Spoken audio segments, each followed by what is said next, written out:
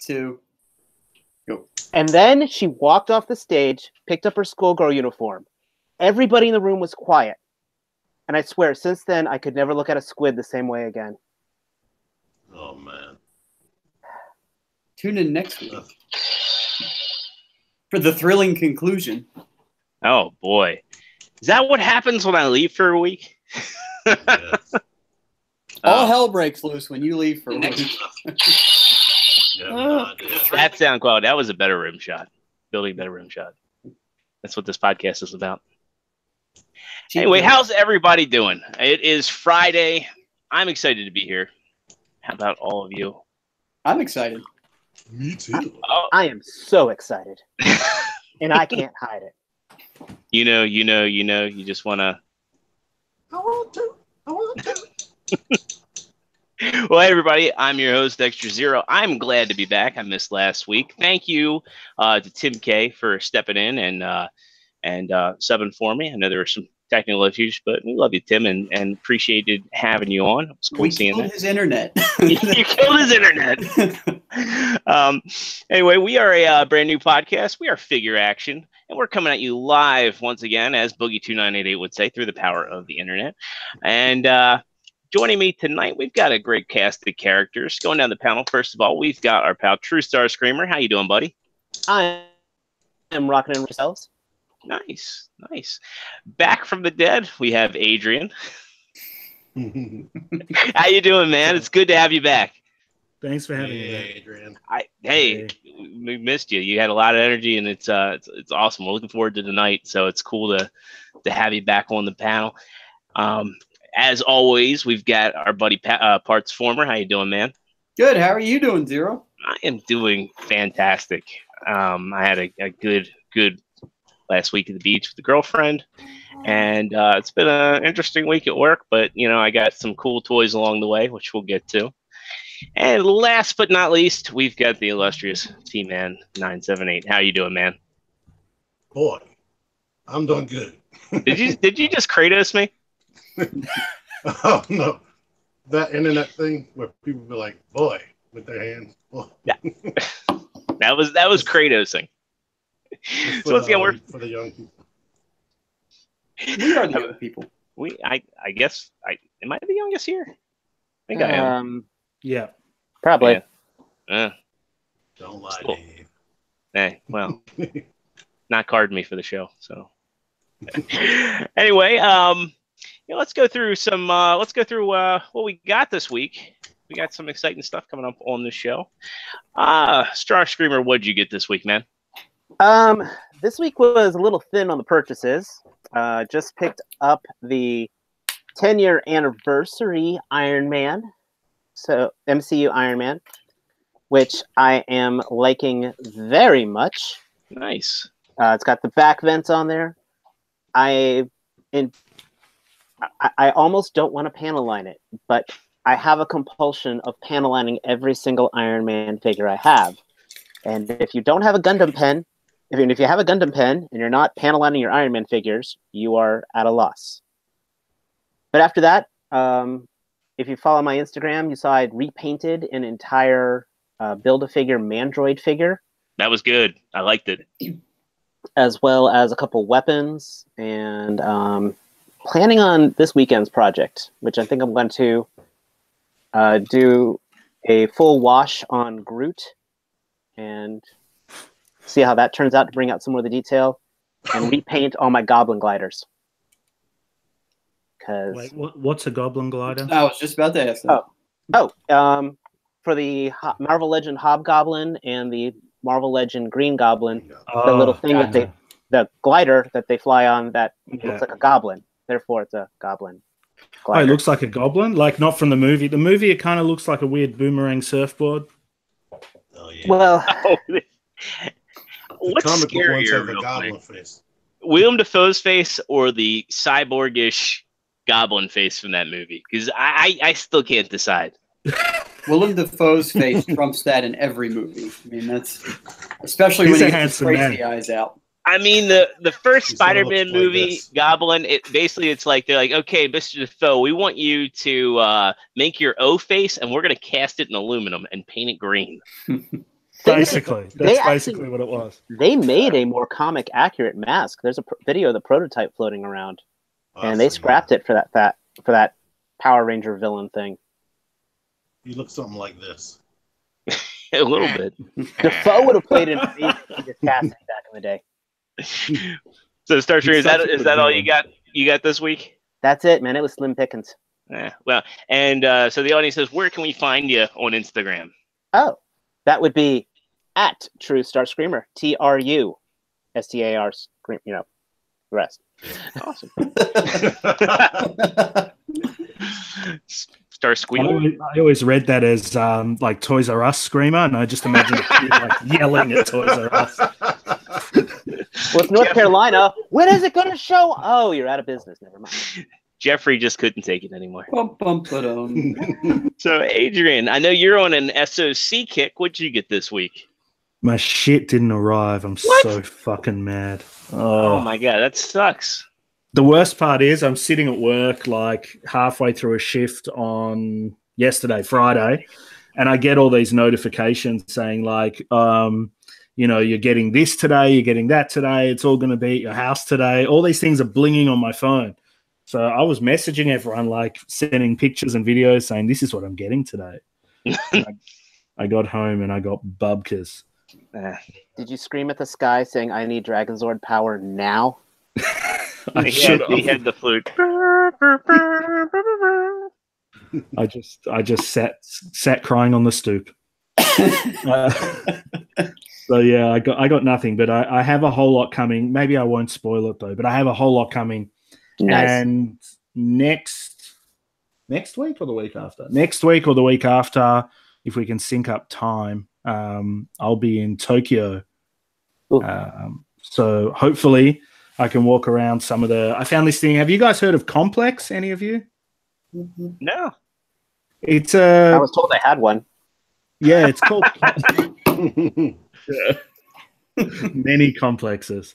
It's this area that's like basically a whole 5-story shopping mall, or 3 or 5-story. I'll know soon.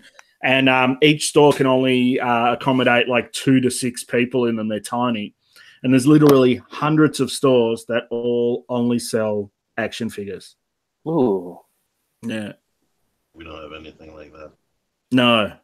I'm pretty excited. We don't either. That's gonna be less than awesome. what you guys have. You can go live on the channel anytime you want. Yeah. I mean, just, you know, if you see an interesting place, man, just whip it out and start flinging it around. Yeah. Yeah. Well, I do that quite often, but I've got a record for that now. So, but not in Tokyo. In Tokyo, you can That's set a true. record. That's true. I mean, just you know, if anybody says anything, just head towards the vending machine that sells panties, and then they'll understand. Put some over my face first. Skid mark frontwards. Do they come out of the vending machine like that? Yeah, they do. They're pre-worn. They're pre-worn underwear. Our buddy Nathan Simmons in the chat, he says he's actually been to Complex in Japan. Oh, what do you think, man? Let me open chat. Yeah, let's see. We'll get back if he makes response. And Lance Park wants us to say his name on camera. So Lance Park, we appreciate you joining us this evening. While we wait for Nathan. $5. Yes, you have my PayPal. Bartz, what did you get this week, man? I'm gonna play this off like I got it this week, but I didn't. But he's cool and he's on my desk here. I got nothing this week. I got 4 things in transit, but nothing got here. So I'll have hopefully some stuff to talk about next week. But nope, I won't waste any time other than the time I've already wasted. So we'll move on. Fair enough. T? All I almost forgot what I got. I almost forgot about this, T. Marvel Legends Carnage that everybody loves, especially when I did this crazy face on Instagram. And I got MAAS Toys Dracula. Boy, I'm jealous of that thing. And I got some Migos I unboxed on my channel, but if you want to see that, you got to go to my channel to see. And your review for Dracula is up already. You're one of the first people on YouTube to get that. I sure am. Yeah. Some other people got it right before me, like 30 minutes, but I'm not going to give them that. Just go to my channel. Just giving you the shout out. So Anybody wants to check out that review? These aren't mine, but I have the NECA Teenage Mutant Ninja Turtles. They belong to that guy. Say something. They're mine. Please say something for our audio listeners. The waving doesn't work. It's like when you listen to Kevin James stand up. My plan is to do a chill comparison review between these and the SH Figure Arts Turtles. Yes, he actually wanted to ditch the show to go do that. Yeah, he did. I read the show chat. I was disappointed. I was like, what? Not to be a NECA naysayer, but I almost want a live view of Matt watching your review in case a NECA QC issue happens. The only QC you should do a reaction video on the channel. Thanks, Dave. The leg is kind of stiff, right? Sorry. Snap. Stick them in the freezer. Why is there a bottle of Loctite slightly off screen? But I've only played with Michelangelo, and these things are way better than I ever imagined. Like, I haven't played with a bunch of NECA stuff, but this is freaking amazing. And of course, they make those an exclusive. Yes. Rumor has it they're coming full retail. I was going to say, I saw listings floating around of the individual figures. I hope so, because I'd like a set. I don't know if it was a prank, so that's why I didn't share it. But so you're going to be able to get that in Target now, right? Yeah. Target's setting up their NECA displays. That's right. I haven't seen one in person yet, but they're clearing out shelf space. Yeah, we're not getting it. For anybody who catches this broadcast live or before the 13th, if you go to NECA.com/Target, it ends on the 13th, but they have a 20% off coupon. Ooh. I did put it on the Figure Action Instagram. If you're not following, you missed out. You're missing out on a good deal, but you can find that link there. We'll put a link to the Instagram later if it's not there. We'll put it in the show notes. And anybody, if I catch a deal, I will put it up on the Figure Action Instagram. So, like us, follow us. We like you. We'll follow you. Right on. All right. Did we get everybody? Not yet. No. Who's left? You. Oh, well, I was hoping somebody would go, what'd you get this week's here? Well, I gotta cover 2 weeks because I got a lot of stuff over the course of 2 weeks. I got the disappointing Pata Primes Predaking, which everybody will why did you do that? Well, I have all the other Titan class figures, so I figured why not? I kind of had to do it. I got Studio Series Jazz. I got the Cyberverse Ultimate Class Prime and Megatron. Spoiler alert, Prime is the only one you should get. I finally got my probably the coolest thing I got this week is the Stray Asterix, the TFCon Toronto exclusive repaint of their Drift mold in the movie Drift colors. And he may be the highlight of my MMC collection, to be honest with you. Like, I don't think. So jealous. Put that thing up to the camera, man. See if it'll capture the metal glint. Ooh. Yeah, it's really hard to see in photos, but there's 3 distinct blues, distinct silver. One of the other things I like too is just this orange for the taillights. The only place this orange exists. And then there's the gold detailing, the way they did the short swords with this gold and silver paint detail. They're not chromed. And all of the gold on here looks like a brushed metal. And it's really super nice. And I think it's maybe my favorite MMC piece to date. He also comes with this cloak that's done up in a really rich purple, almost like some shit you'd see Prince wearing. But that's got a wire in it, doesn't it? Yes, it does, and it's opposable wire. I have no idea what this character is. I can only assume it's Drift. I'll have to see if I can get a translate app that will tell me what it is. And PSX also said that they were going to sell that cloak or that cape separately as well at one point. Yeah, you can buy the original grey cape on Taobao at the moment for about $4, $5. It's worth it. It's a great accent piece to the figure. They're amazing. I'm still going to get that one and do the Skeletor head. If I do, I'll send you a copy of the head. Dude, that'd be awesome. I'd love that. That'd be amazing. Yeah. I'd love to get a custom one too, just like that for the complete custom. Oh yeah, man, I'll do it for you. No worries. I also got Dracula, and I feel bad. I'm like, this is like torturing Adrian right here, because so I'm like pulling this thing down. I got the Soul Chigokin Dragon Zord, and it's really sweet. Because the original Dragon Zord couldn't kick forward or bend at the knee or bend back, and he has basic articulation, but man, is it cool. Which parts can you point out the die cast? Because no one's done that yet. Oh yeah. So the feet are die cast. Also, one thing that nobody's shown off yet is he has ankles that are on ball joints. Nice. The shins are die cast. There's parts inside the thigh that are die cast. This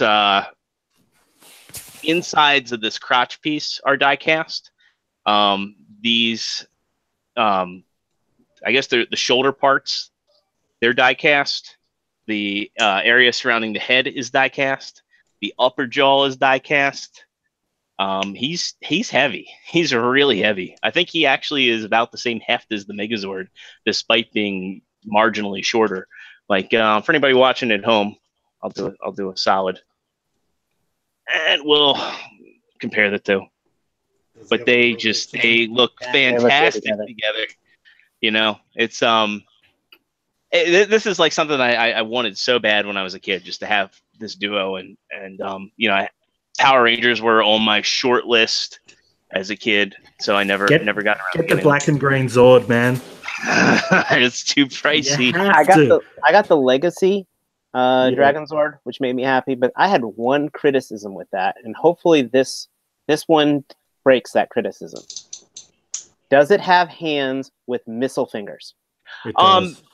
It does not. It comes with two sets. One set is curved, and the other set is like this. So it's almost like the missile fingers. The Legacy has that, but I wanted to have the hands with the actual missiles in the fingers. Oh no, this one's just got hollow barrels. So I'll tell you one thing that's really cool is there's two pieces. This actually has a perfect transformation.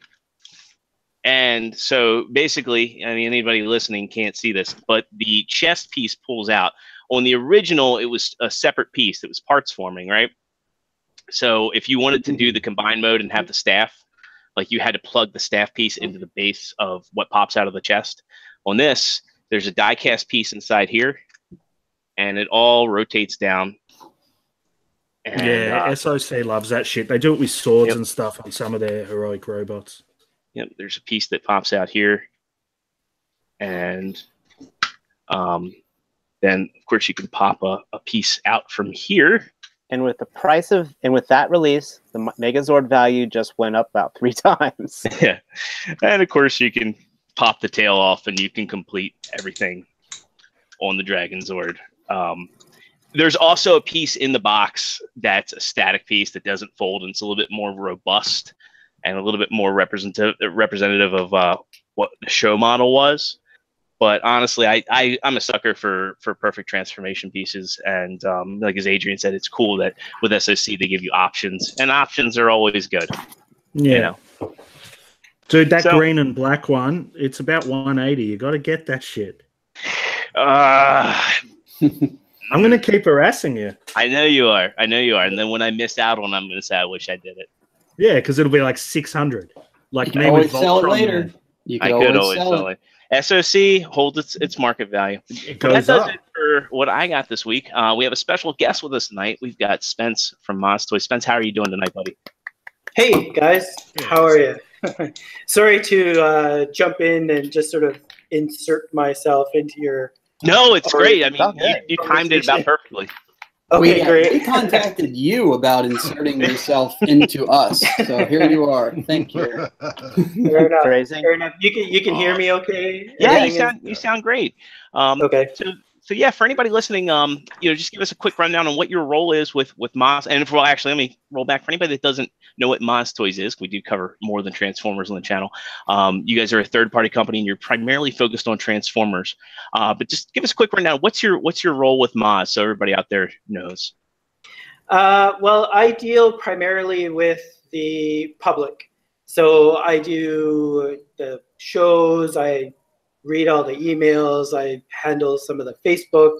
I do a lot of the general media type stuff. So anything that has to do with the public, I'm generally involved in that. Whether I do it myself or I'm pointing at somebody else and saying, please do this for me, I'm involved somehow or other. Very give cool. Away things for free. Show 2 minutes. Yeah, that's right. Dude, I just got here. That's have you heard of T-Man 978 Children? But Kuma Style and Bobby are actually friends of mine. Were you actually the liaison for getting them involved with the Skiff release? Yes, yeah. Actually, I've been watching Bobby for a while, and we just sort of got to talking at one of the conventions, and he mentioned, oh yeah, artwork, this and that. I'm like, oh well, we have a project. What do you think?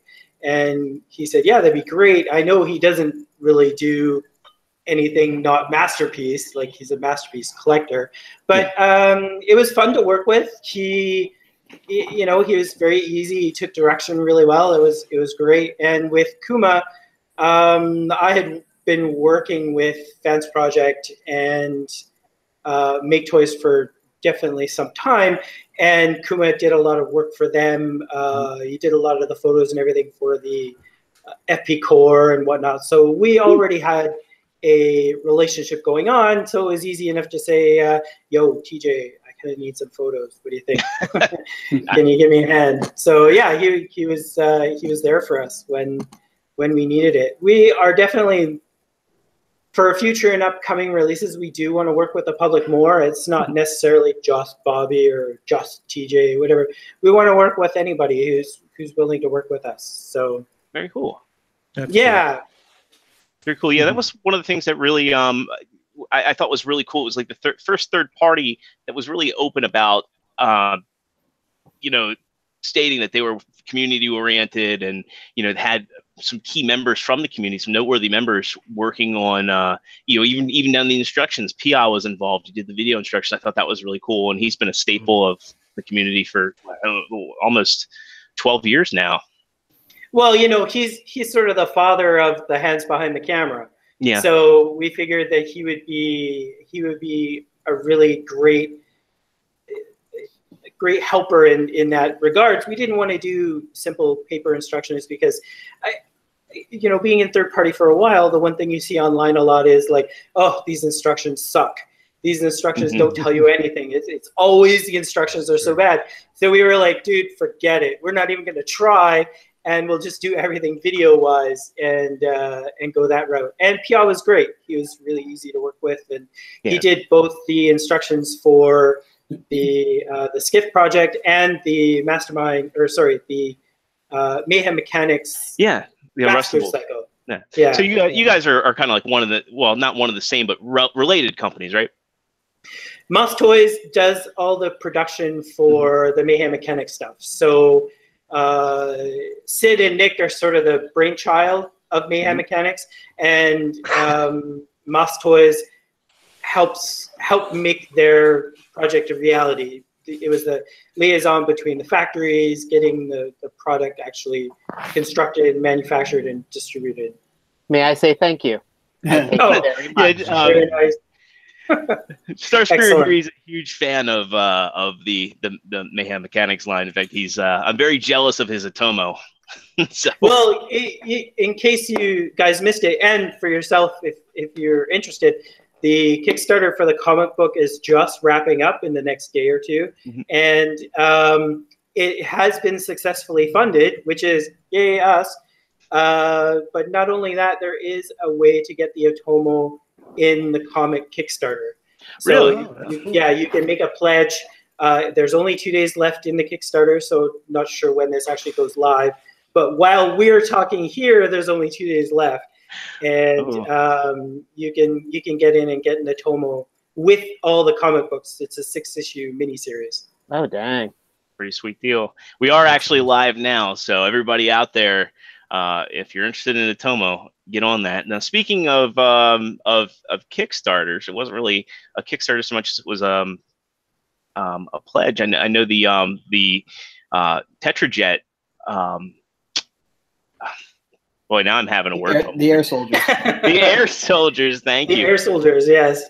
Yeah, that was an interesting campaign, and personally, I was a fan of how you went about it to garner the interest because, it's last year there was so much drama surrounding the Make Toys release of Galaxy Meteor, and I feel that you guys by going and getting the community to commit to buy, was that something that you were trying to skirt that controversy? Like, what was kind of the philosophy behind going that route? Crowdfunding has many opportunities available to it, and this is where a lot of people don't necessarily understand. It's not always just about the money, but it's also about the support. The money, of course, is helpful and allows you to actually go somewhere with a project, but if you do a Kickstarter and you don't get the support, then you know that it's not even worth progressing further than that. If you don't have the support from the community, then there's no point in investing your time and money and all this on something that may possibly be a failure. Because in the third-party world, a failure can destroy a business. Yeah. Because it's not, this isn't... Omnigonics. Yes, unfortunately, Omnigonics. Larger story behind that one, of course. But it can be very detrimental if you don't have the correct support from your community. So this was an opportunity for us to not only show the community, hey, we want your involvement, because we did do things like we asked the community, what colors do you want to see? What do you want to see out of this project as much as what we want to see out of the project? So helping garnish that community support helps show that a project is even worth continuing with. Because as you know, on the market right now, there's a lot of Starscreams. Yeah. There's a lot. There's a lot of people doing the same kind of thing. I own 11 Seeker molds right now with the official, so I totally get it. One of the things I followed the Tetrajet thread on TFW, and you did a very, very good job of helping calm people and explaining things and trying your best to get people set straight, or at least giving them feedback. So that was a big help. I just read, and a lot of people asked the same questions I would have asked anyway, and you were on point answering them back. So that helped out a lot too, I can say. So what were your top questions? Oh, sorry. Sorry, go ahead. I was just going to ask Matt what his top questions are going to be.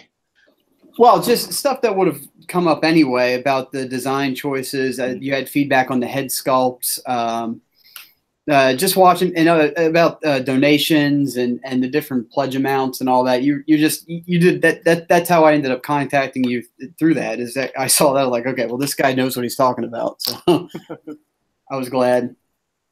Well, again, having experience in the third-party world prior to MAAS Toys, I found that one of the biggest problems is communication. And you'll find this with pretty much every third-party company out there, that there is no communication. It's always just well, what are you going to do next? What's the plan? What's going on? What's your progress? Everybody wants to know what's happening. Now, the world has changed from what it was 10 years ago. And the internet and communication has brought us to a point where the expectation in the community is instant access. Everyone wants immediate gratification. And a lot of these companies, which, as we all know, aren't really legitimate companies, they're just guys doing stuff, because they can. Right. They're still working on the basis that they don't need to tell you anything. And that does not garnish favoritism in the fandom. As a matter of fact, it pisses a lot of people off. Yeah. I think anybody can speak to that tried to even email a third party. You know, certain third party companies don't even. It's like emailing a trash can, man. Like it's just you never hear a peep from them. Yeah, and you know, I'm not gonna lie. There's been times where even on our own email, maybe I'm busy for a week, or you know, the guy who also handles emails or whatnot, he's got his own life. He's doing his own thing.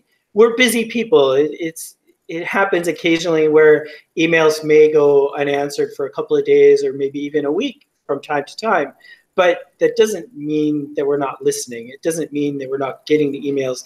It doesn't mean that they won't be handled eventually. But again, it's that concept of instant gratification. Well, I sent you an email 4 hours ago and I haven't heard back from you. What's going on?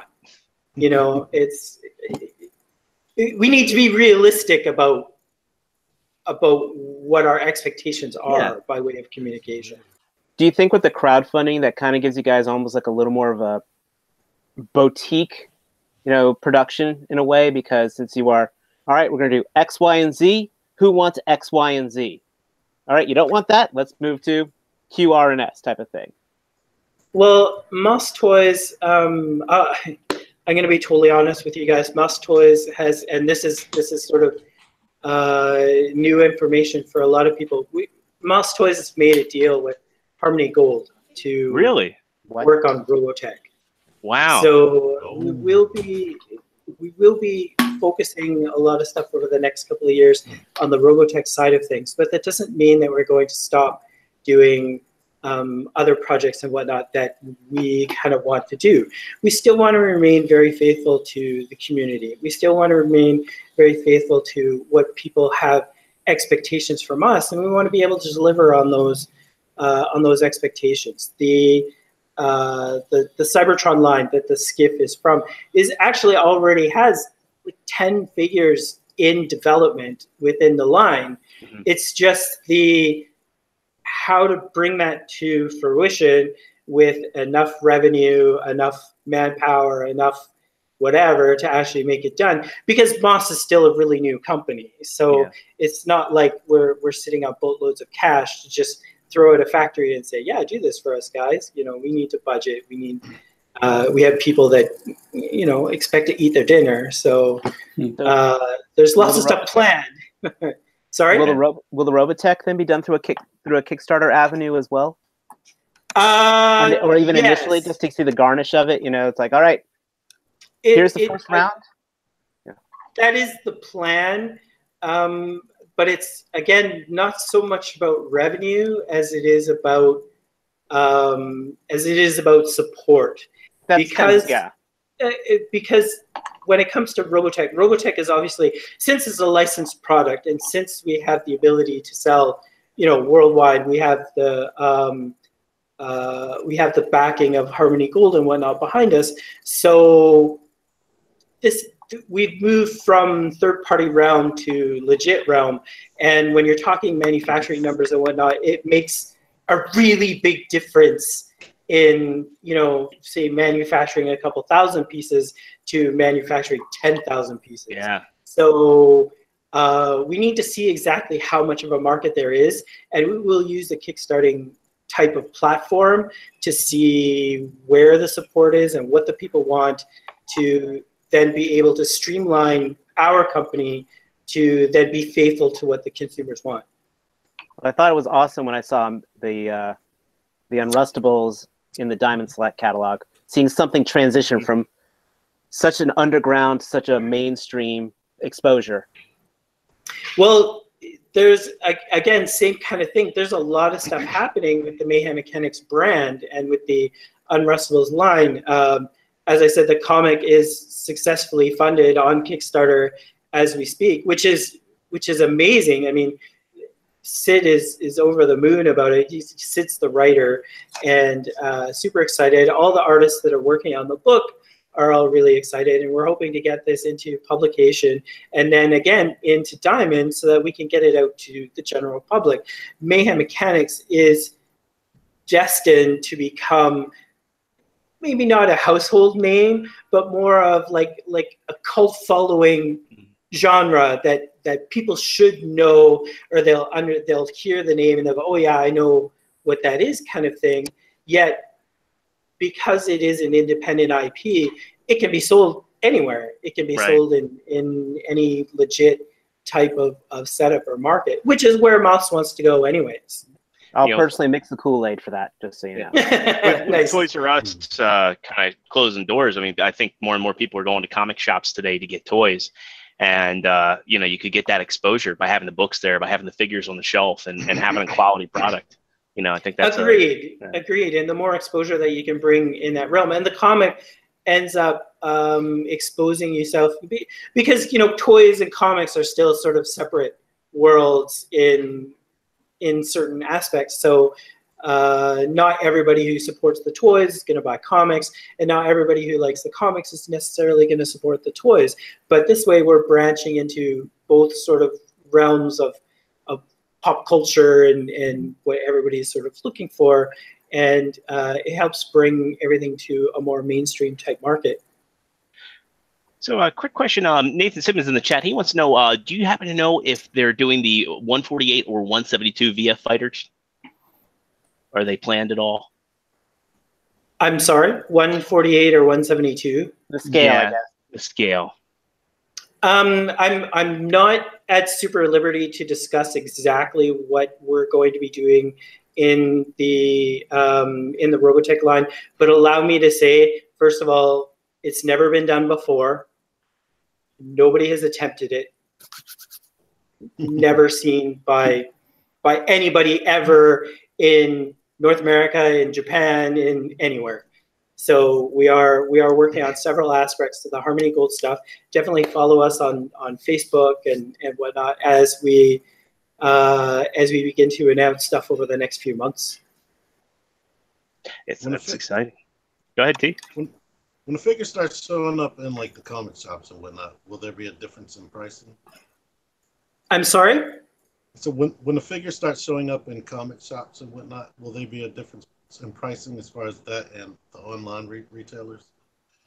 Like for the Mayhem Mechanics or for MAAS Toys, or how do you mean? The Mayhem Mechanics. Oh, on the Mayhem Mechanics stuff, the retail price is $120. That's the retail price of it. So even when Diamond did their solicitation was for $120. So yeah, that is the retail price on the figure. That's cool that they're not going to go up or anything.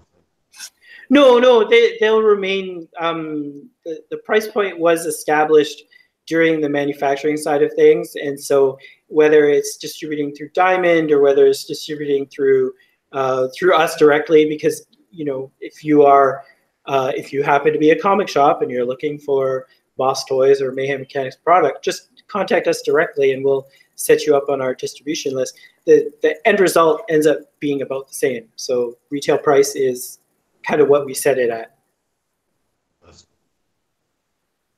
I definitely so it wish shouldn't be ripped off. I definitely wish I'd picked up a bike. I still can, and I think I might have to, because I went and kickstarted the comic book, and I was just looking through that. It's very exciting. So now I need the figure to go with it. I've been.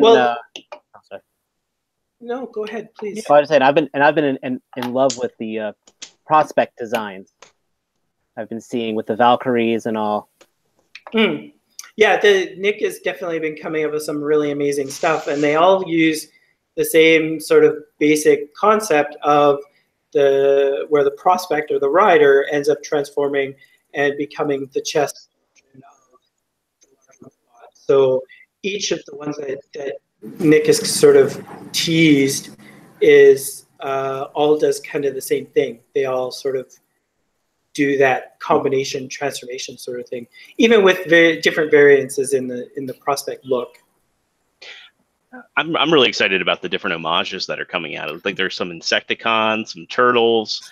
What's kind of the thought process behind getting those going? Are you guys looking towards like what the community's interested in for future ones, or are you guys kind of going off of personal favorites? Well, the Yamazuki, which is the next going to be the next Kickstarter, which should happen in the next couple of weeks on the MAAS Toys website. The Yamazuki was, when Nick designed them, he had certain ideas or certain color concepts in mind. And what Sid ended up doing was posting all the images that were done and said, community, tell us, what do you want to see? What are the ones, like, we're going to do 2 of these. Which 2 is it that you want to see out of all these colors? And it was put to a vote. It was on TFW. It wasn't on the Facebook or anything. This poll was smaller and on TFW, but it was still done by the fans. So again, the community is the one sort of dictating how the line is progressing by saying, this is what we want to see. I dig it. I dig it. So, what are the other things too that I've noticed? I mean, a lot of folks are talking more so about, the Seekers, and those are what I'm most excited about. But what really caught my eye was the actual throne that you guys are doing, the Decepticon throne for MP36. Was that like a community inspired thing? And are we going to see more accessories like that? Because one of the things I like about what MAAS is doing is they're doing stuff that nobody else really is doing on a large scale. The throne was brought to us by a friend, by a mutual friend who sort of knows us in the community and says, hey, here's the design. What do you think? Do you guys want to work on it with me? And we said, hey, that's a really great idea. That's a really great concept. Mm-hmm. Let's refine this and make it happen. And MAAS is very open to projects from people. If you have a project and you want to make it happen, just come to us and we can talk and see how viable the project is, whether the funds are available or if you need to kickstart it. And we've done successfully now 4 different Kickstarters, like 4 different crowdfunded projects. The one project that is still sort of not as well known that MAAS is working on is the Sonic Studios Hellscreamers 4-inch series of figures. And they were kickstarted in 2016, I think this Kickstarter was successful, and so we're now working with Sonic Studios to get those figures manufactured and produced, and we're a lot closer to bringing those to actual market at this point as well. So we're quite successful in our folder of work doing Kickstarter type projects, and we're willing to work with anybody if that's what you want to do and that's the direction you want to go. We'll help you along the way, and hopefully everybody will be the better for it. And I wish I could design, do some 3D designs, because one of the things I would love to have, and nobody else is really doing, and I can throw this one out there for anybody that wants to kick it off to Spence, is a large scale Unicron head that might not be masterpiece scale, but close enough to have on top of a shelf. That would be pretty cool. That would be cool. So actually, because he was asking about scale. Like with Skiff, Skiff was a little guy, and Crash is going to be a little guy.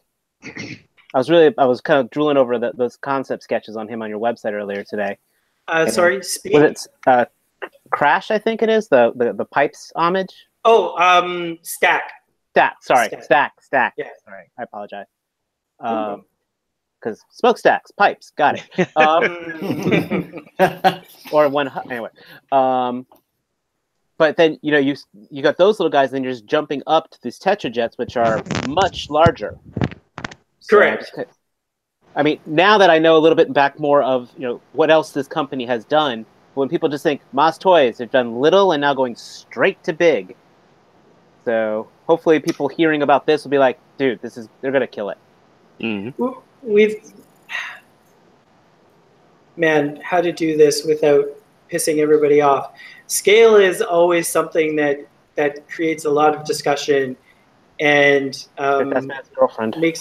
It makes some people very, very upset when you don't adhere to their scale feelings. And I can tell you from my own background, or from like most of the people that are working within MAAS, scale is irrelevant. It's not about doing masterpiece scale. It's not about doing this scale. And the fandom unfortunately tries to plug everything into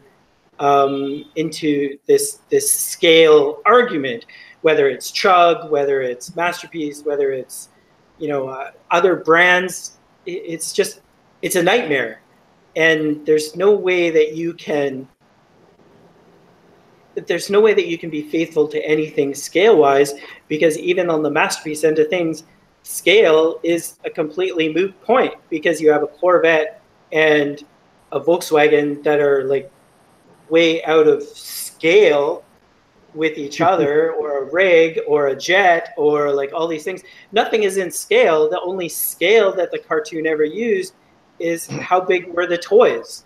I guess maybe I should have gone scale. I guess it's literally the size of the product. I mean, we're going from a figure this big to, with smaller moving parts, to something that's so much more complex with bigger moving parts. I mean, I'm talking about literally the engineering scale. The sizing. You know what? Yeah. I like that conversation way better than the scale conversation. That's no. I'm literally talking. Listen, I'm going from something like this to grab random. So that's kind of more what I meant. The nice thing on our side is all the people who have been working within MAAS have quite a fair amount of experience in other brands. So while I've had experience with both MAAS Toys and Make Toys and whatnot, like the Make Toys has a fairly high-end engineering structure. So understanding that level of engineering is fairly easy to apply that on our own end of things. And if you look at Skiff, or you look at one of the unrustable figures, the unrustable figure is quite a fair size larger than the Skiff figure, and almost triple the amount of parts involved. So yeah, we have experience. Yes, it is. Yeah, we do have the experience, and we do understand, the engineering side of things. We understand what's needed to go into a figure to make it playable, because that's the essence of what MAAS Toys is it needs to be playable. It's not about putting it on your shelf and never touching it again. It's not about making the transformation so hard that your nose bleeds every time you try and transform it. It's about having fun. And every one of the figures that we're working on, the concept is fun. And even with the Tetrajet, after, like, if you take a look at the transformation video on the Tetrajet, you can see how it transforms. It's actually way easier than you would expect. It's fairly simple. Yeah. But the end results are like, wow, that's a great robot. Wow, that's a really solid jet. And it does like landing gear, and it has weapons, and it's like all these things you can do with it. It just makes it fun. Cool. Can I ask, have you had any hands-on with the Tetrajets at all? Have I had hands-on? Yeah. Yeah, I had the sample.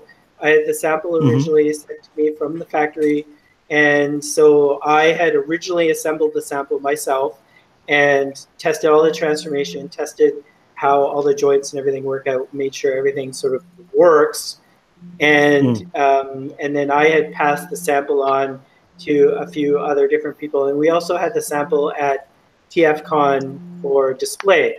Now, unfortunately, the sample at this point is like really beat. Because it's been passed around through so many hands. It's pretty rough, and we're actually sending the sample back to the factory now so that they can sort of rebuild it and then start doing the actual molding process soon. So nice. Yeah, I'm in for all three. I can't wait to get hands-on with them. Nice. Yeah, the people who saw it. Was there? Sorry, man. I have a bit of a delay here sometimes. It's And he's also in Australia, so his Oh, nice. Well, I should be better with him because I'm close. That's true. I'm in the Philippines and he's in Australia, so it should be fairly tight. But yeah, sorry, man. Go ahead. It's here. I was asked, is there materials-wise, is it a complete plastic build, or will we see some die cast in this one? We are looking to put some die cast into it. I personally would like the thighs, the internal structure, because there is an internal structure that holds all the pieces together. I'd like that to end up being die cast, and then the primary structure of the feet to be die cast. Now that hasn't all been confirmed with the factory yet, but those are what I would like to see done as die cast in the figure. Because the same factory, do you know offhand if it's going to be like the same factory they use for Skiff and the Unrustables? Unfortunately, it won't be that factory. We are moving a lot of our production from that factory just due to business reasons and whatnot. And we are working with a new factory, but I have like 100% confidence in the people that we're working with, and I have no fears. I mean, honestly, in this business, it's not about the factory so much as it is about the project management. If you're not managing your project appropriately and you're not going through, the factory will only do what you tell them to do. If you get a sample and you go, oh yeah, whatever, that's fine, it does what it's supposed to do, the factory's going to go, oh, thank God, let's just push this crap out right now. Garbage in, garbage out.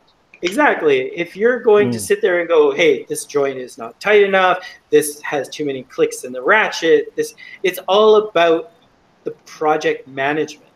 So the factory will only do what you tell them to do. That being said, oh, sorry, go ahead. No, I was just going to say that's interesting to hear you say that, because there's a lot of misconceptions that go around the fandom when you hear people talk about this or the other, like this factory's crap or whatever. We don't know. When it comes down to it, we buy the things, but we don't know how it's made behind closed doors. So that's the kind of stuff that I'm interested in hearing, that it's not, I guess what you're saying, the factories know what they're doing on their end, but they need the guidance, the proper guidance from you guys to put out a product that you're proud of. Yeah, and it makes sense for any business. I mean, even if you're looking at T-shirts, if you want good T-shirts, you have to tell the factory, hey, we want a good T-shirt. We don't want some crappy half-stitched whatever. The factory will give you the half-stitched if you don't ask for it, because the factory just wants to move product as fast as they can. Yeah. The more stuff that they can push out, the more revenue for them. But as the owner of the product, you're the one that needs to say, hey, look, guys, this is what I'm looking for. I'm not looking for the garbage. I'm looking for the good stuff. Yeah, and a lot can be lost in translation. I've dealt extensively with China in other products, not toys, but having my own lines of goods for a retail outlet I once had. And, there's a lot lost in translation. There's a lot they try and sneak under the radar to get things going quickly. And when you do finally get that sample you love and you're happy with, it doesn't mean the end result's going to be exactly like the sample either. That happens a lot of the time, which is why you need to test through the product run even as many times as you possibly can. And, obviously the difficulty with a lot of companies is they're not at the factory. And as you say, if you're not at the factory, you're not looking over their shoulder, they'll do whatever they can to make it as quick and easy as possible for them, just so they can get their money. Yeah. Can I ask another question back onto the Robotech thing? I'm just wondering. Sorry? That he opened a can of worms with that one. Yeah. Well, it's something that I'm quite interested in. I dropped out for some of that, so pardon me if I'm doubling up here. But I was just wondering, so are you guys taking, as Kit's concept lost the entity, or is it a shared entity, or are you guys in fact Kit's concept? No, we're definitely not Kit's concept. Kit's concept is a Hong Kong company, and we are not them. Kids Concept doesn't have exclusivity on their license, and neither do we. So it just means that obviously whatever we plan on doing and what we're going to be doing has to be approved by Harmony Gold. And Harmony Gold does, I mean, we know what Kids Concept are doing, and I'm sure that they are just as informed on what we plan on doing. So Harmony Gold tries to mitigate all of that by saying, well, you guys can work on this line and you guys can work on that line. So I can guarantee you 150,000% we will not be doing 1/100 scale Valkyries. We will not be doing 148 scale Valkyries. We will not be doing 160 scale Valkyries. Like, these are all things that are already in the marketplace done by so many other people. So what about you can't tell us what you can do, but you'll tell us what you're not doing. Yeah, I can tell you where you. So I have a question. A buddy of mine, Lance, who's also in the chat, he has a question. He actually owns a board game shop, and he said there's a lot of controversy going on with the Kickstarter for the with Harmony Gold and the Kickstarter that went on for the Robotech board game. Is there any concern? Yeah, the Palladium game. Yeah. So, is there any concern going on right now with like the consumer confidence with any Robotech related Kickstarters, or are you kind of relying on the community voice like you have to kind of quell any of those concerns people have? Well, see, here's the thing. First of all, we have 4 Kickstarters already behind us. One of them has been hugely successful in that it's come to fruition, is on the market, and people can buy the actual product. So that should tell you that we understand the Kickstarter concept, we understand how it works, and we are able to bring a product to fruition. We have the product already happen. It should install a fair amount of confidence in what we're doing. Understanding everything that happened with the Palladium, like obviously because we are working so tight with Harmony Gold, and I have had several conversations back and forth with Palladium already on that end, we understand everything that happened. And once you understand everything that happened and the hows and the whys and the what's nots, it's fairly easy to learn from those mistakes and not repeat them. It's as simple as that. If you understand a mistake, you just don't do it again. Yeah. Perfect. Very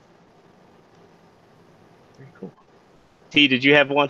You look like you're Oh, I don't have any questions. Sometimes when I just look at you in the corner, you look like you might have been raising your hand. I'm like, wait, just just jump in. Yeah. Well, we will be addressing a lot of the Palladium stuff eventually as well, if that's sort of a hint into part of our direction. We will be addressing some of the Palladium stuff, and we understand that the community is fairly unhappy on everything that happened with Palladium, and rightly so. But first of all, understand that it wasn't Palladium's intention to screw anyone. Like, that wasn't. Obviously, that's not why you go into doing something like this. They're passionate people, and they love what they do. They just made a few mistakes, which any company can get backed into a corner like that. It's fairly easy to get backed into a corner like that. And it makes me sad that instead of a community rallying behind a company who really wanted to bring something to the community, it was, F them, destroy them. They're not giving me what I want.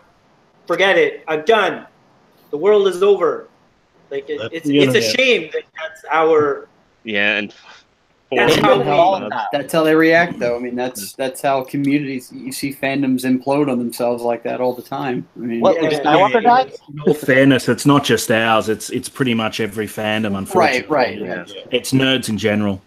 Well, the way I look at it and the way that I've seen it from on the inside, like from the other side of the door, it really isn't always the community as a whole.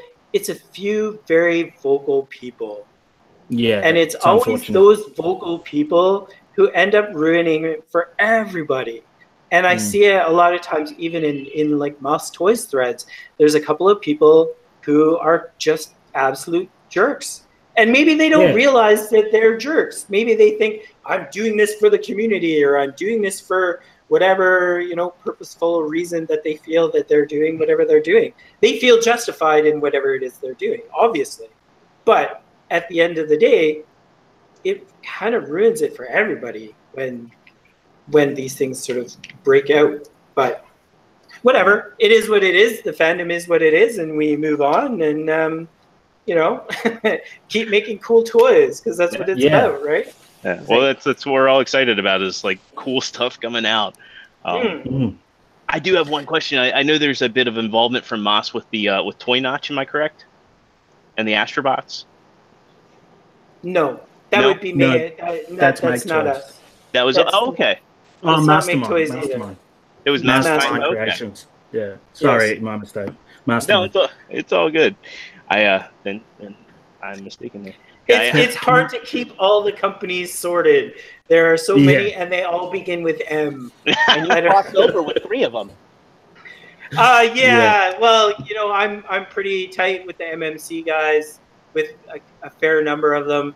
I did work for the other guys previously, and I'm now working with Action Toys as well on their Machine Robo line. So that's an awesome line. How do I get one of those DX? I can't find one anywhere.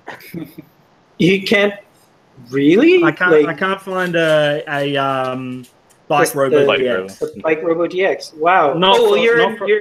You're in Australia, right? That's the problem. Yeah, but I buy from China.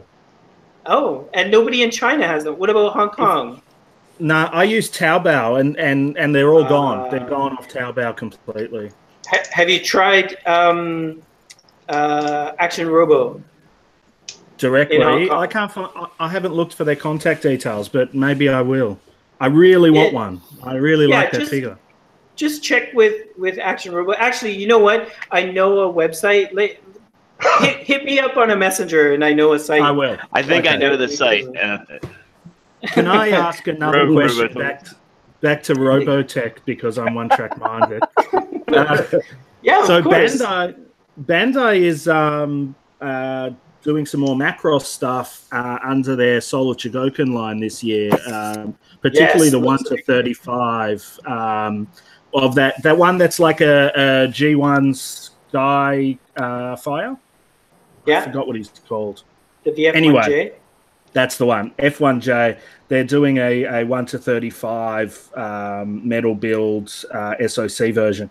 I was wondering if you guys plan to do any in a similar, larger scale like that.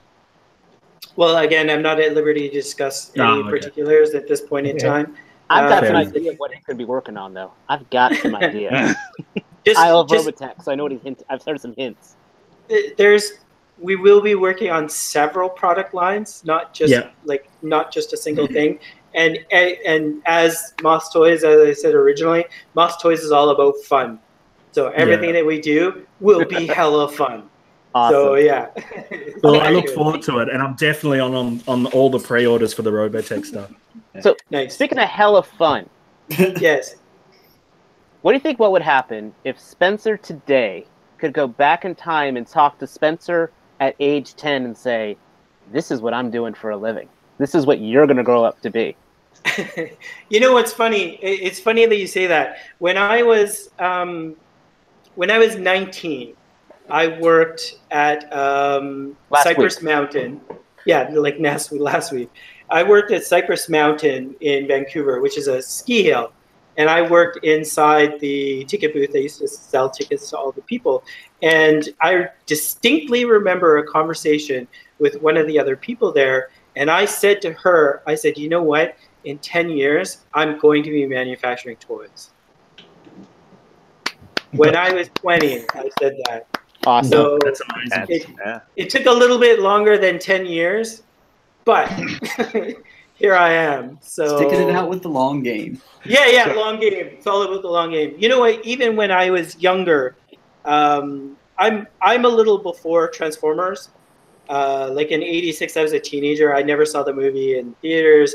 The only thing I liked was when it was on TV for lunch, and it was kind of cool and whatnot. But I bought a lot of the toys, even when they were in the stores through the '80s and the '90s and whatnot. And every single figure that I bought, I ended up taking apart to see how it worked. That's so awesome. Yeah, it's always been kind of a thing. And even when I was younger, I mean, I distinctly remember taking apart Diaclone toys and all my Fisher-Price vehicles. I took everything apart. So even my little race cars, the ones on the, you put around the track, and I wanted to know, hey, how'd that engine work? How'd all this... That drove your parents crazy. Oh, yeah. They always boxes of unbuilt toys. Some parents are stepping on Lego bricks. Yours are stepping on screws and... Yep, a little bit of everything.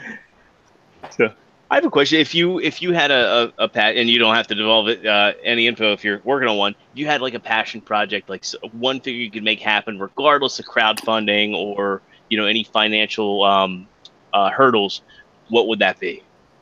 Well, see, here's where I think I differ from a lot of people in the fandom.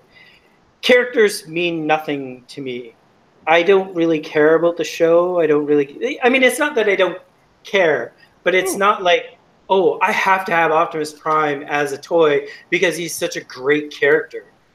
I don't associate the toys with the characters as much as the fandom does. It's where, I don't know if you guys remember this, but a long time ago I used to do the A3U review. And when Fans Toys came out with the Shockwave figure, I kind of looked at it like as a toy, and it's honestly I remember that. Yeah, it's kind of a shitty toy. Like, sorry, I didn't. It's kind of a crappy toy as a toy. We're not monetized. You're fine. No, it doesn't matter. Say whatever the fuck you want, man. Fuck it, man. Okay, all right, fair enough. It's not a great toy from an engineering point of view, from a manufacturing point of view, from all of these things. And there's not even a lot of thought put into it by way of as a toy, but the fandom grasped onto it as a character.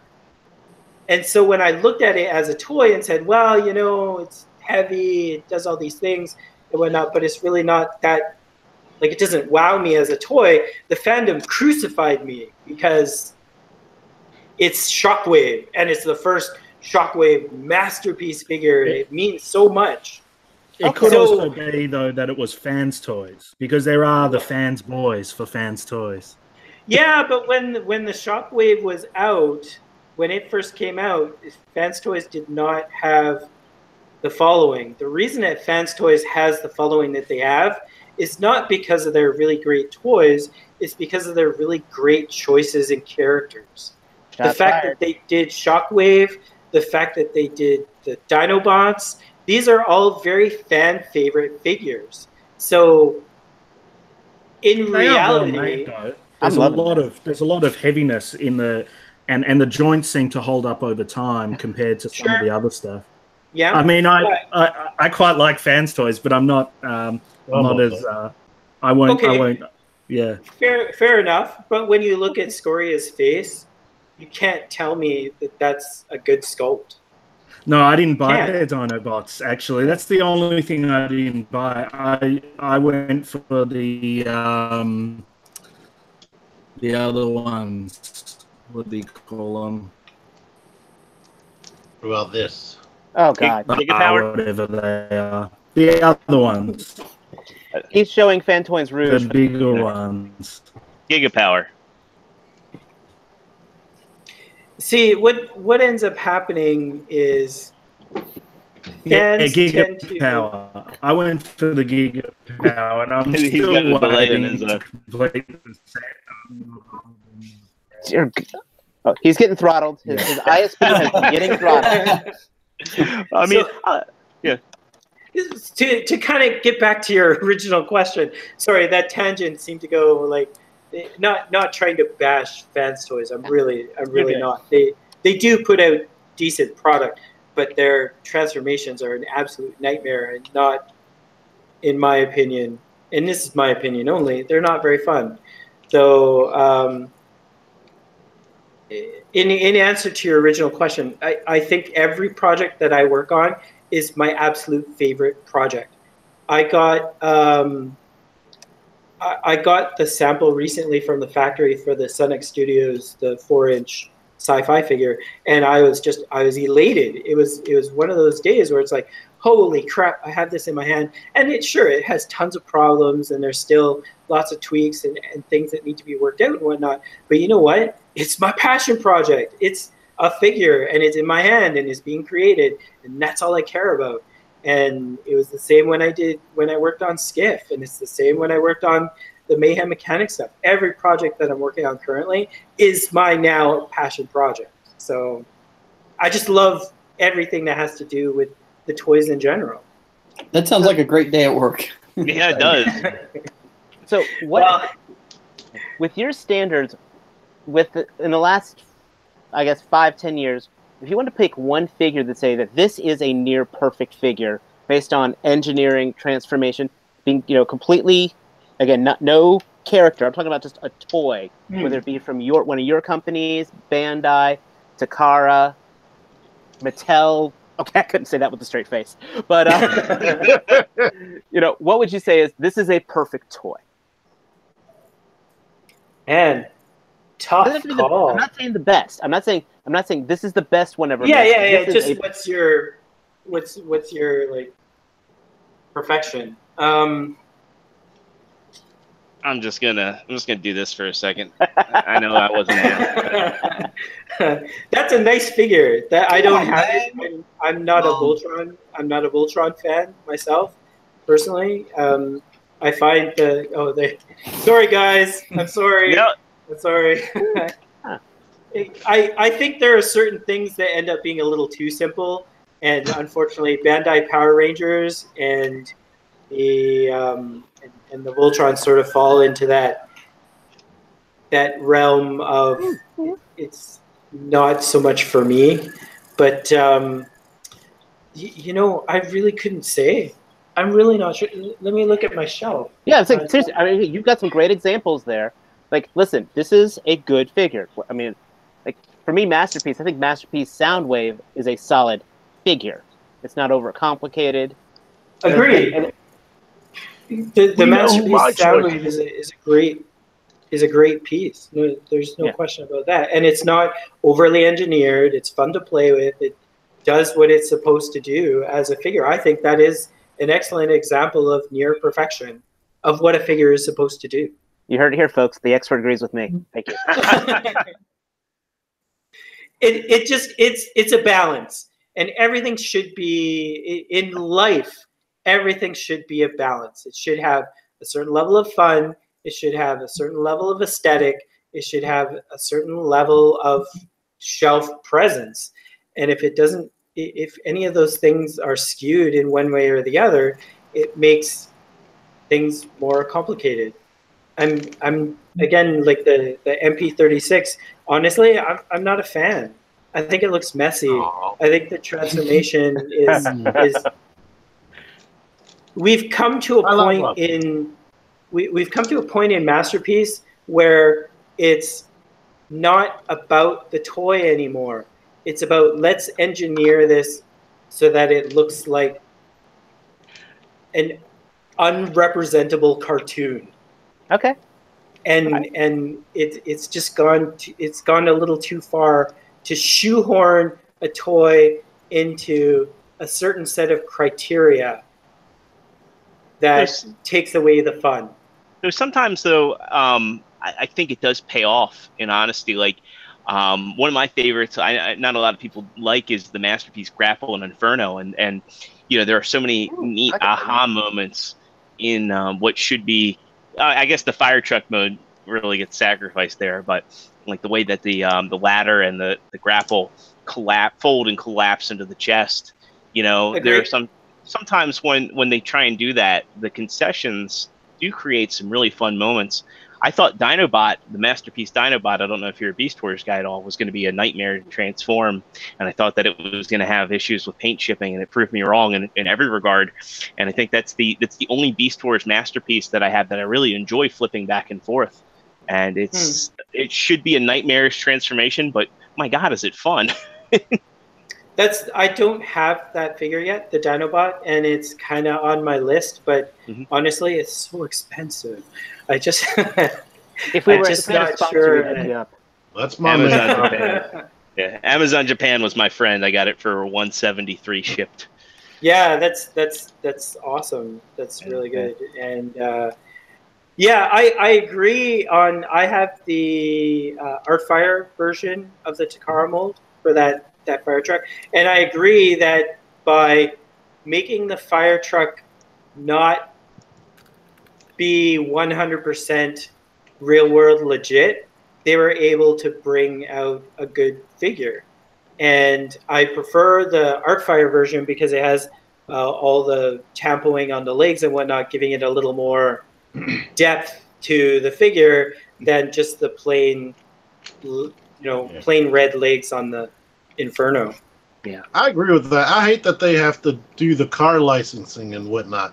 If they didn't have to do the licensing, I think the toys would be better. Like Bumblebee would have been way more show accurate if he didn't have to be a real Beetle.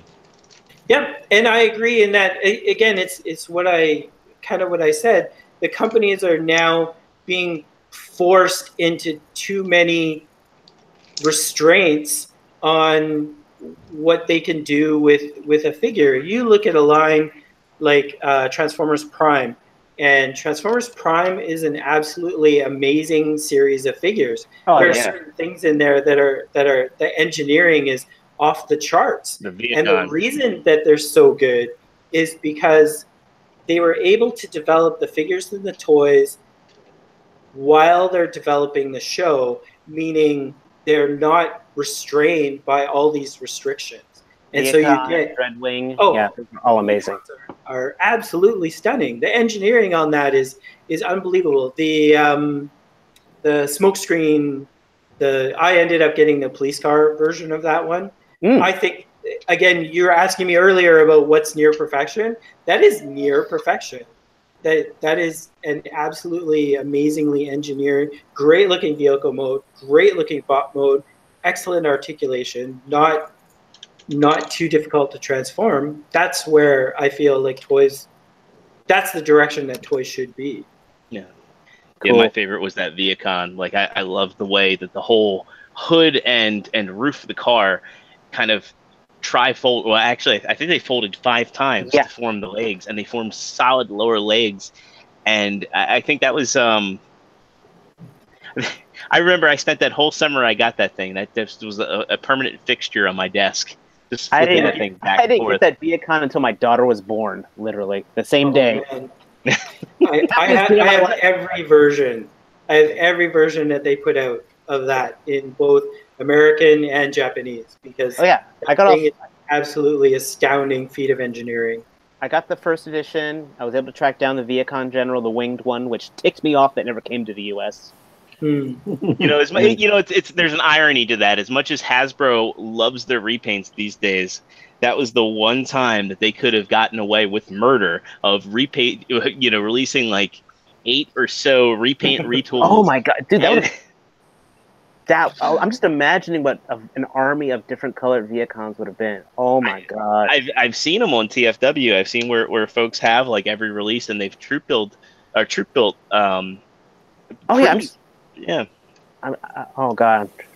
You couldn't find them in stores. I was shocked. I kept finding them in Five Below, I think.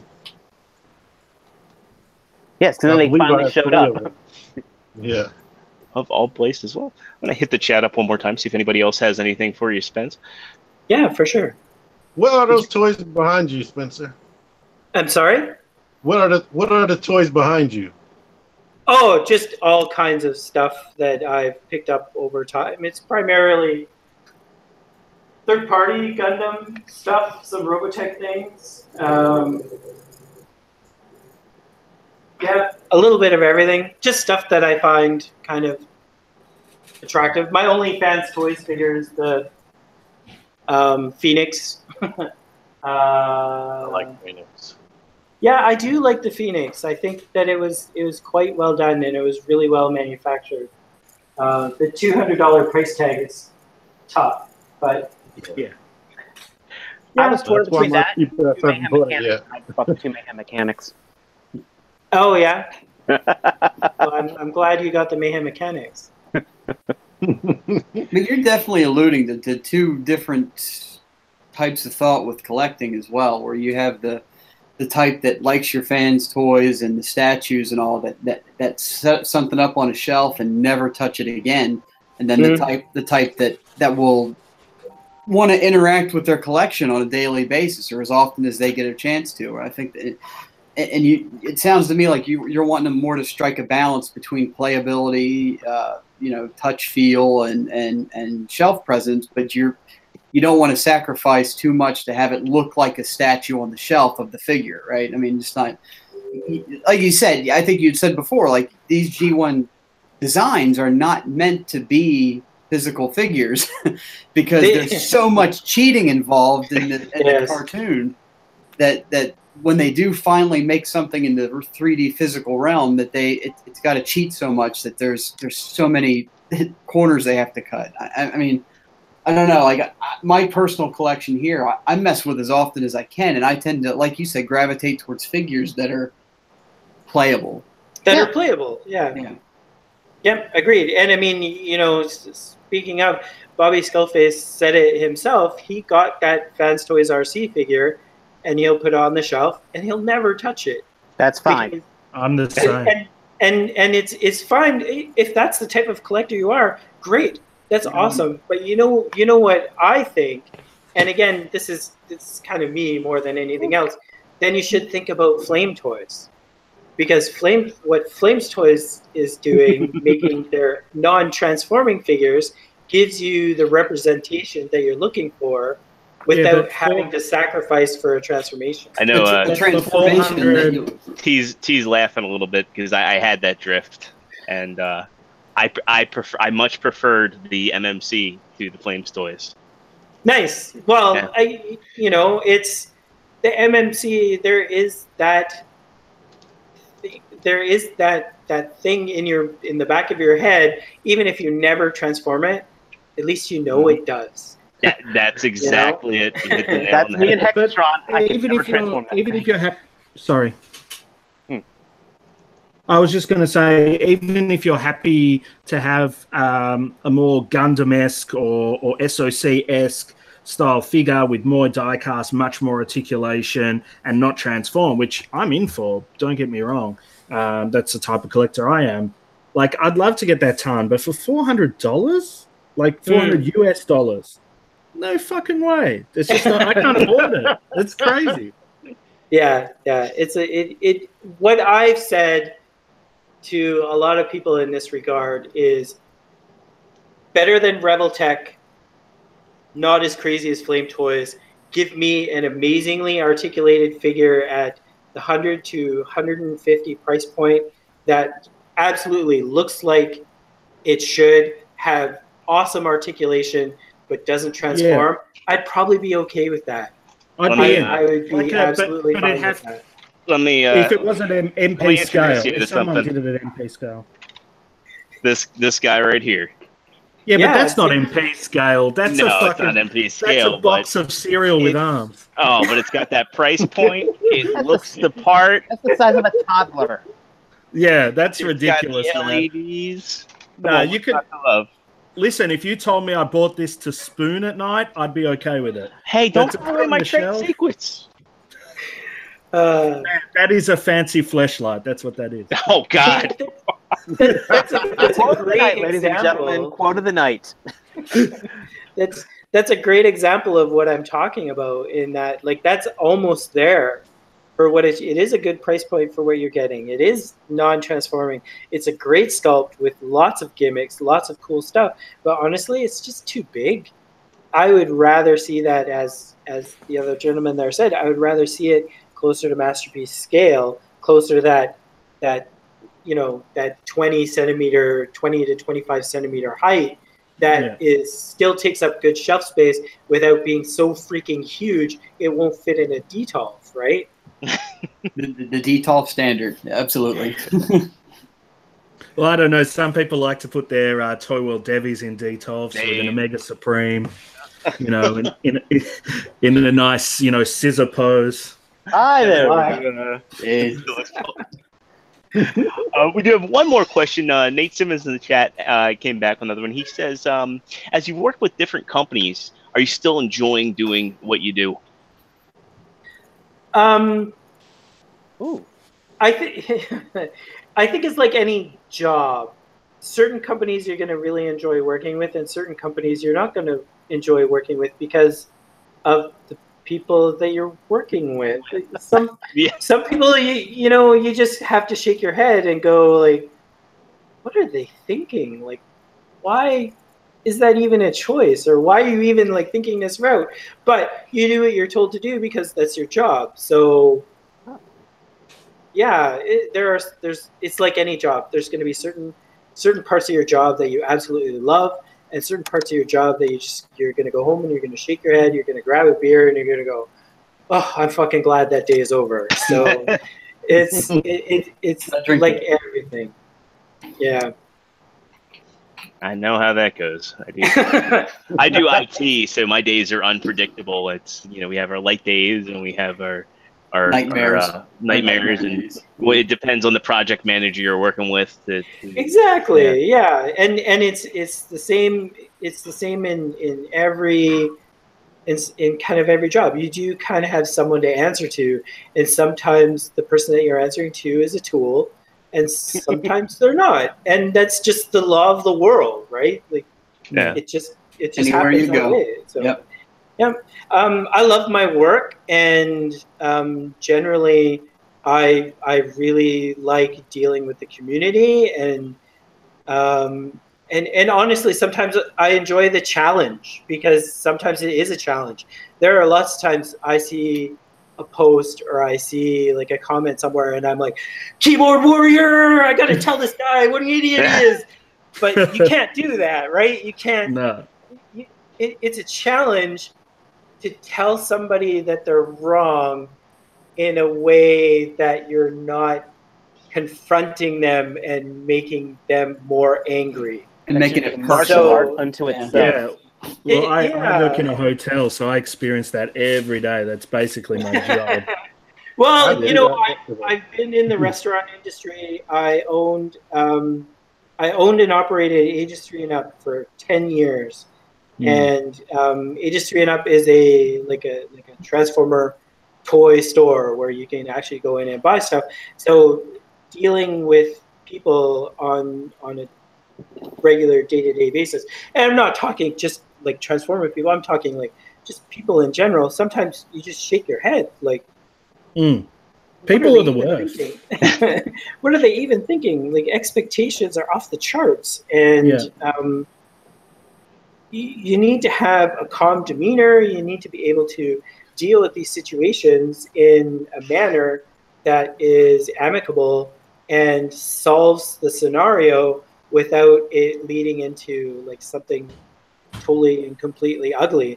And I think you'll find that in a lot of instances where it comes to MAAS or when it comes to mayhem mechanics and responses from us officially, there's a lot of times we've diffused tense situations with facts, with like just simply, hey, this is what it is. This is what we see. This is how we're doing it. And you as a consumer have the choice. Like it, don't like it.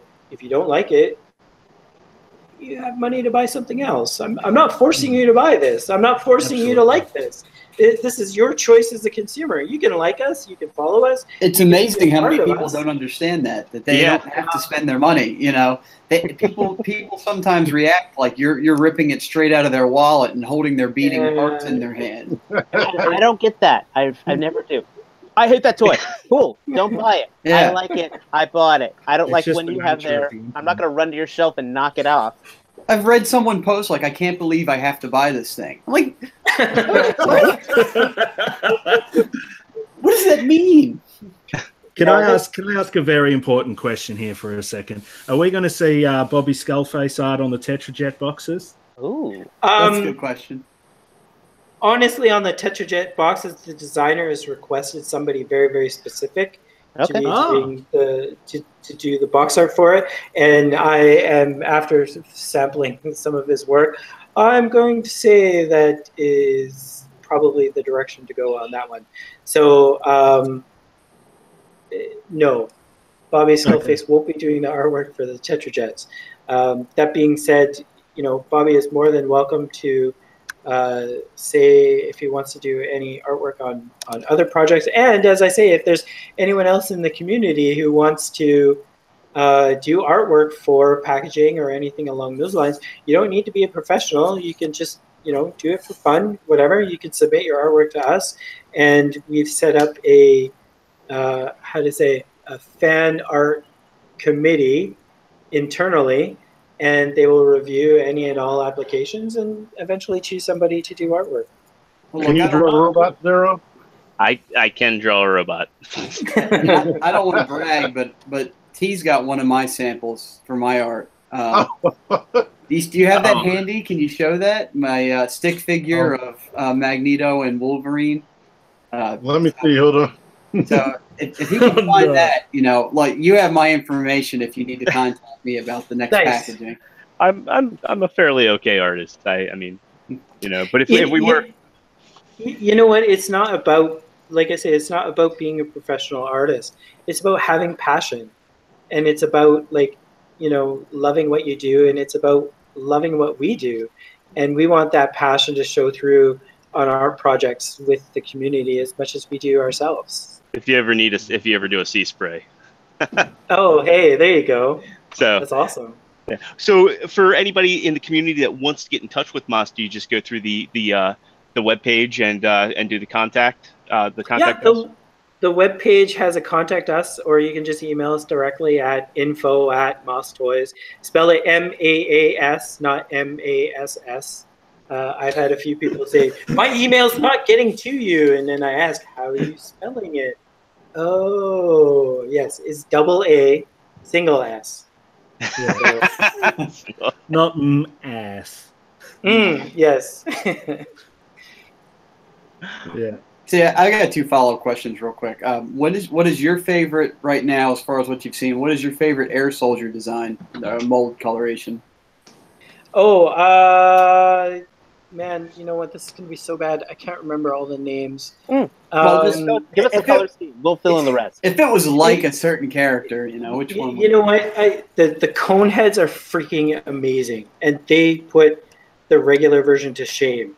And it's unfortunately, because the sample was so handled, and it was very difficult to get all the different variations onto the figure, because the sample got more and more worn as it got along. But the cone heads are so impressive in hand, with the additional wing structure, like the way the wings go out a little bit further than they do on the standard versions. The taller head, they just almost look like they're twice the size of the original version, just because of these small additions to it. And they make them a very, very imposing looking figure on the shelf. And for the color scheme, I like the tan and blue, the dirge. Dirge. I love dirge. Dirge colors. So I think I think that version out of all six is easily my favorite.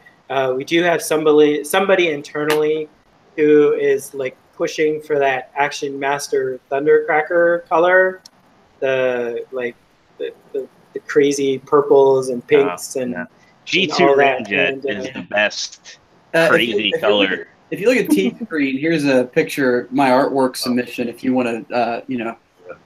I have to be talking there you go. So, you know, keep me in mind. You know, you can call me if you want to come in. I draw some fantastic dicks. No, it's great. He did Richard Nixon. He did. Never mind. My second question for you, Spencer, was when do you anticipate the invoices going out for the crowdfunding for the yeah. Our apologies on all of that. There's been as I say, there's been a lot of behind the scenes development. A lot of the Robotech stuff has been kind of coming to a point, and we have been pushing a lot of that stuff a lot behind the scenes. But and TFCon didn't help. There was a lot of travel and whatnot involved on my end. Everybody's wallets too. Yeah, and it's not helped anybody, I think, except for making shelves better looking. So I was hoping it would have been done by the end of this week, which we are at the end of now, and it is not done. So I'm going to say next week. Okay. But don't spend it. It's not a promise. It's not a promise. I will do what I can to ensure that it gets done as early as possible next week. So with the pledge being over, are there going to be any? I'm assuming after all the pledges are fulfilled, the option to buy from MAAS will be restored directly for the Yep. Nathan Simmons again was asking that in the chat. I know other retailers do have their pre-orders open. I've seen BBTS and Chosen Prime, TF Source as well. Yeah, all the people who all the retailers who actually did jump in on the pledges. Thank you for all the retailers who helped push us over the edge. They have been instructed that they are more than welcome to set up their pre-orders on their site.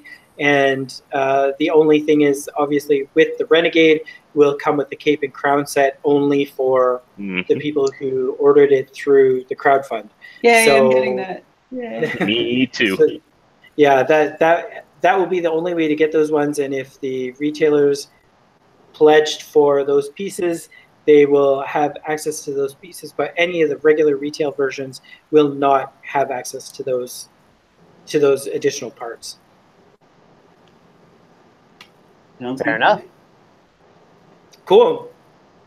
Anybody else have any questions or anything else in the chat? I'm going to check the chat one more time here.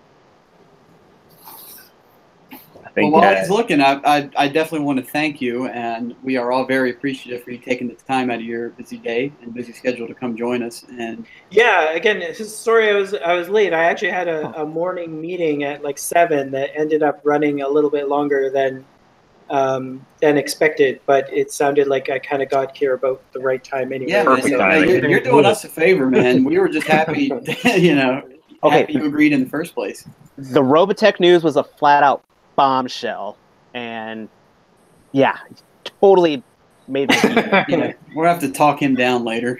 Awesome. Well, another kid in 9 months involved. I hope that we can bring you all the things that you're looking for, if not more. And on our end, just remember, Robotech does not mean Macross. Robotech opens up 2 more seasons that people seem to forget about. That I was going to say a lot of cool stuff. Sir, I think you're going to be the Genesis, and you're going to climb all the way to the Sentinel point of all of this, if I'm reading everything right. From the alpha to the beta to the... Anyway. I am a Robotech geek. You know, speaking of, I got to say, Sentinel is knocking it out of the park with their pieces. I have their... I have their bikes, and while I also have the larger scale ones that Toynami did previously, I think between the two of them, it's pretty hard to say which one is actually like better, but they're pretty awesome. And I'm so excited for that alpha that they showed. Just that recently. looks amazing. That looks absolutely stunning.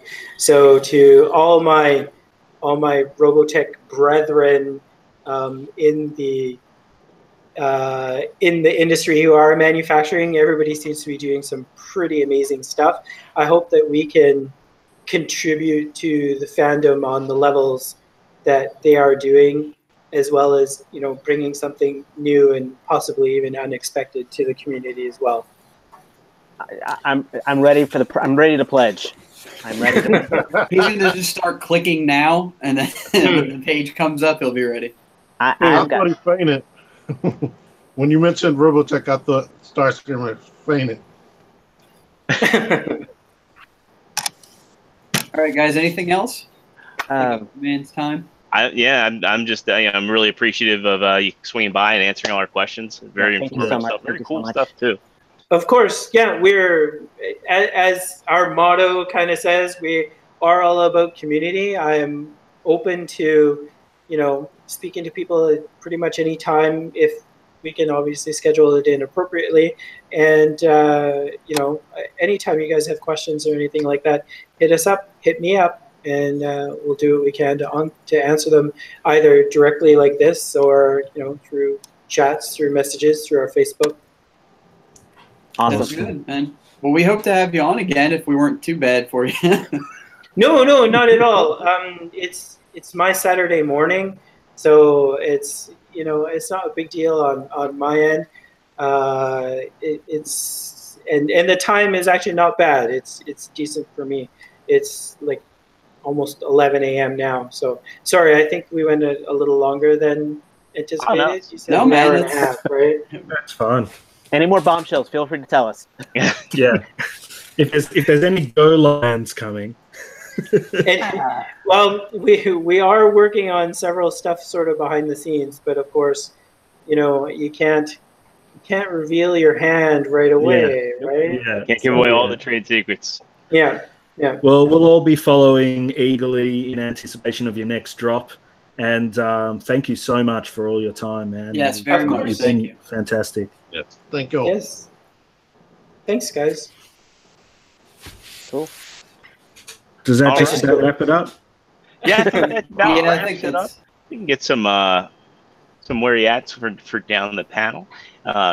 Sure, where can people find you? I was going to Dave, but Spence, you can go ahead and Yes. let everybody know where we can follow you. Oh, I'm sorry. I'm sorry. I don't mean to. Please. No, please well, go ahead. Well, I was going to include you anyway, so I want to know where okay. follow you on social media. Well, I am on Facebook. I'm Spencer Wilson.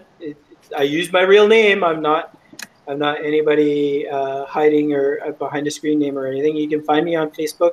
Add me anytime. Communicate with me there. You can hit MAAS Toys at info@maastoys.com or Mayhem Mechanics at info@mayhemmechanics.com.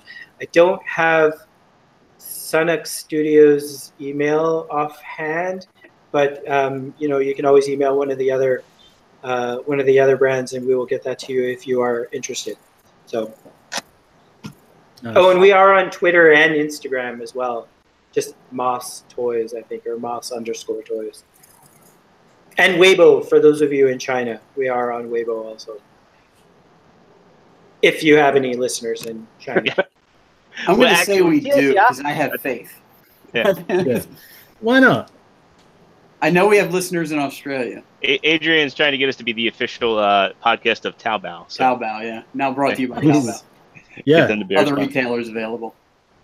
That's awesome. So to get back around to the panel, True, where can people find you? On the Facebook groups under my real name as well of David Lutwack, and on everything else on Twitter, PSN, on Instagram at True Starscreamer, TRU Starscreamer. We'll try to get more photos up this weekend after the painting project, and also in the ACBA groups as well. Very cool. So, Parts, where can people find you? I am on Twitter, PartsFormer, Instagram, PartsFormer, Xbox Live, PartsFormer, and DFW PartsFormer. So there's a theme there. Right. All one word. Adrian, where can people find you at? Sometimes here, sometimes in Facebook groups. Other times, don't find me. Don't look for him. No, Everybody I'm not knows that- where to find. I'm not very friendly. T, where can people find you at if they don't know already? Mostly YouTube. I have over 1,000 videos on there. And You wanna- with 8,000 subscribers. Congratulations.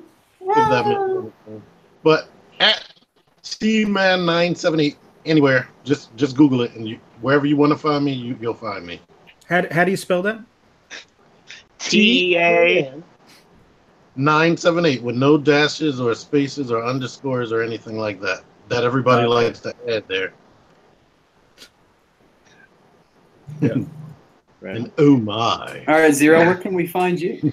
Well, you can find me in the Facebook groups with my alias, James Jordan. You can also find me on Twitter at the original Zero. I'm starting to get a little convoluted. You can find me on the PlayStation Networks and Xbox Live as Extra Zero, and I'm Extra Zero on the TFW boards. These days, I mostly lurk in the sightings forums and the third-party stuff, but nonetheless, that's where you can find me. And, of course, you can find me here every Friday night, 9 o'clock Eastern Standard Time, and unless I'm off that week, like last week. But for the most part, I'll be here to host. You can also find our podcast if you're not watching us on YouTube. You can find us on Podbean. You can find us on Android and the iTunes. The iTunes store. Yeah. It's not the iTunes store. There you go. Oh, tongue tied right there. That's and something we can do that Alex Jones can't do. yeah, exactly. We've got one over Alex Jones right now. Anyway, I want to thank everybody for tuning in. Once again, thanks to Spence for taking the time out of his Saturday morning to chat with us. And everybody out there, thanks for listening. Thanks for watching. And we hope to see you again next week. Take care. Thanks, Bye-bye. everybody. Bye, everybody. Peace.